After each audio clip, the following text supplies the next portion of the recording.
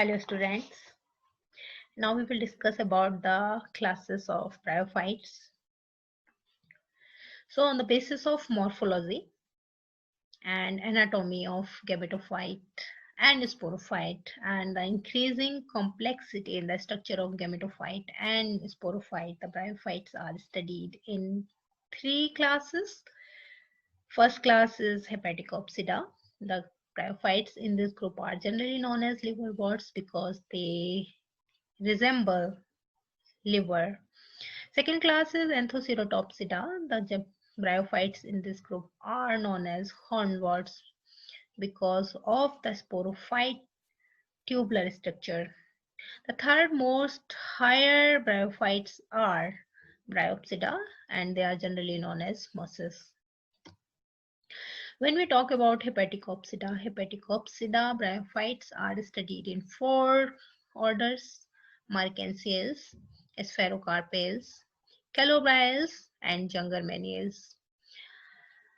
The gametophyte of Hepaticopsida are thalloid as in Riccia and Markensia, but they may be leafy or foliose as in Jungermanniales. Rhizoids that are present on the ventral surface that provide attachment to the surface are very much simple. They are without septa, hair-like structure. On the dorsal surface of gametophyte, Anthidia and Archegonia are present on the dorsal surface. After the fertilization, as we know, the zygote starts the sporophytic phase of bryophytes. And in liverworts, the sporophyte is very much simple. It can be differentiated into foot, seta, and capsule, but it lacks chloroplast, so it cannot synthesize its own food, and because of that, it is completely dependent on gametophyte for nutrition. Columella is absent in sporogenous tissue. Columella is a style structure that is present in the sporangia that provides the nutrition. It is absent in liverworts.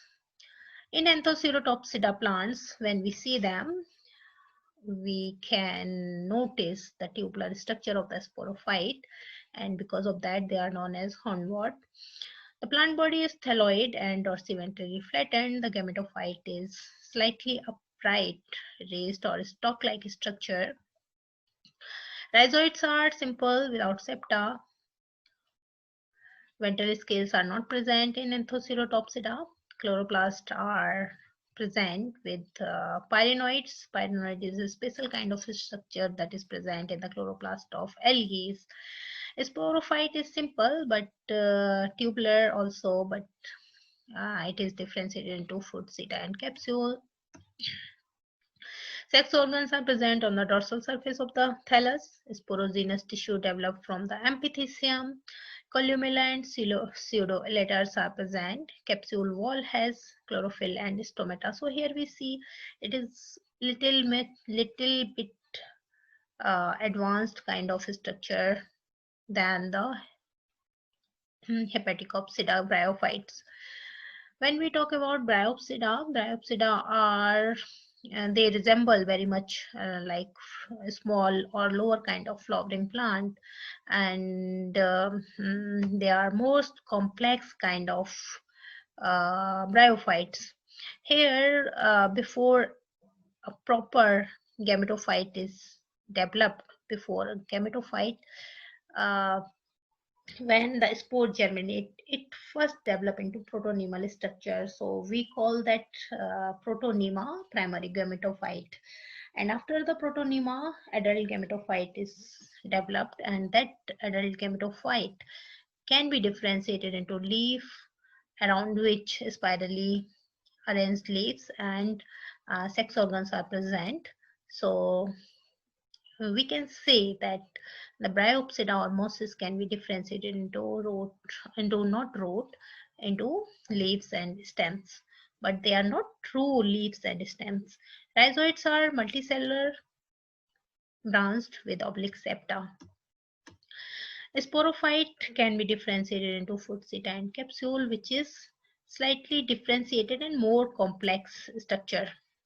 Capsule wall has chlorophyll and stomata. So here we see when In the sporophyte of Hepaticopsida or liverwort, in sporophyte, chlorophyll and stomata were not present, but in the wall of capsule of Anthoceratopsida, chlorophyll came, but still it cannot synthesize whole food, so it has to be developed on gametophyte. Similarly, in Bryopsida also, the gametophyte, the sporophyte is always dependent on gametophyte for its food. But we are seeing when in Hepaticopsida, the gametophyte was very much thalloid lobed structure, but in uh, um, Anthocerotopsida, the thallus started little bit uh, uh, upright structure, but here in Bryopsida, the bryophyte was completely differentiated into stem kind of structure around which leaves were present.